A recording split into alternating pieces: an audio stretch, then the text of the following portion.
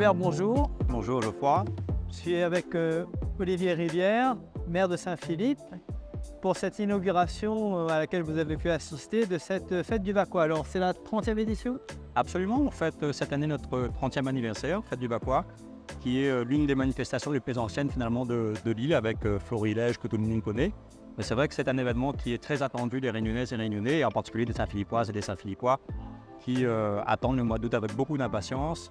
On a là 10 jours de festivités intenses d'ailleurs, avec en l'occurrence des artisans de Saint-Philippe qui sont présents dans le cœur même du village artisanal, et pas que, puisque nous avons des artisans qui nous viennent des 4 coins de l'île et qui nous font plaisir de faire découvrir ou de redécouvrir en tout cas leur savoir-faire. Comment Saint-Philippe est devenu la capitale du Vacquois finalement?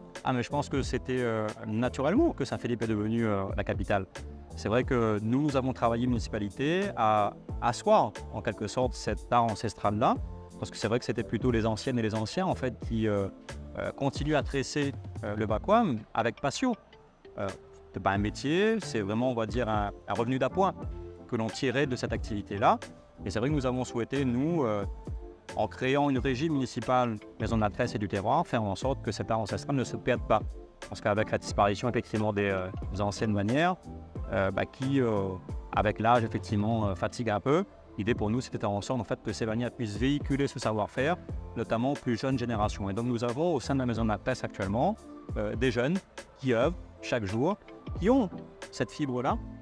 C'est le cas de le dire. Les anciens, c'est effectivement le cas de le dire, et qui, avec nous, contribuent à faire en sorte que cet art ne se perde pas. D'accord, donc il y a une transmission de l'art de tresser le Vacquois, mais de manger aussi, parce que c'est... Ah bien sûr, la gastronomie, on parle effectivement beaucoup de Saint-Philippe comme berceau du tressage du Vacquois. Souvent copié, jamais égalé d'ailleurs, parce que nous avons les meilleures tresseuses de l'île. Mais c'est vrai que la gastronomie, c'est aussi, on va dire, identitaire. Les gens viennent très régulièrement d'ailleurs les week-ends, qu'il neige, qu'il pleuve ou qu'il vente, pour venir goûter à la gastronomie saint-philippoise, à base, en l'occurrence, de Vacquois, mais pas que, parce qu'il y a aussi le palmiste.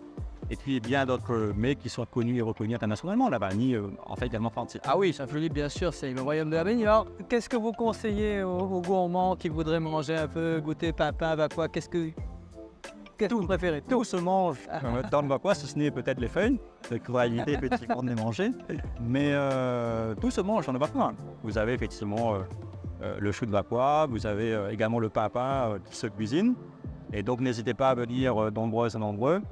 C'est vrai que c'est une manifestation, je l'ai dit, qui est très attendue. Nous avons atteint sur les dernières éditions en moins de 100 000 visiteurs. Ah oui, là vous avez... C'est l'une des principales manifestations de l'île, avec Florilège, avec Mieluer et également la foire de Brabant. Et là vous attendez le même succès cette année? Absolument. C'est vrai que, comme je l'ai dit, le temps finalement n'est plus un critère qui détermine la venue ou pas des visiteurs. Nous avons fait en sorte que les conditions d'accueil soient optimisées. Ça sera encore le cas cette année. Moi, je me souviens des précédentes éditions où vous aviez notamment des femmes avec des poussettes ou des personnes à mobilité réduite qui indiquaient que les allées étaient un peu rocailleuses. Oui, mais là on le voit. Allées améliorées. Et donc, c'est précisément ce que nous avons fait. Nous avons encore cette année investi à peu près 200 000 €, en plus du million de l'année dernière, en équipement scénique et également avec la constitution du village artisanal. Et donc, aujourd'hui, nous sommes presque dans la configuration définitive de la fête du Vacquois. Et j'espère que les Réunionnaises et Réunionnais apprécieront en tout cas tous les efforts qui ont été effectués par la municipalité pour les accueillir dans les meilleures conditions. Eh bien, on le souhaite. On a vu aussi que la population était mobilisée et bien entendu, Clicano sera présent pour rendre compte de cette fête du Vacquois et souhaiter une bonne fête à Monsieur le maire, à tous les remerciements, à tous les visiteurs de la Réunion. Merci Monsieur le maire. Merci beaucoup. Bonne journée.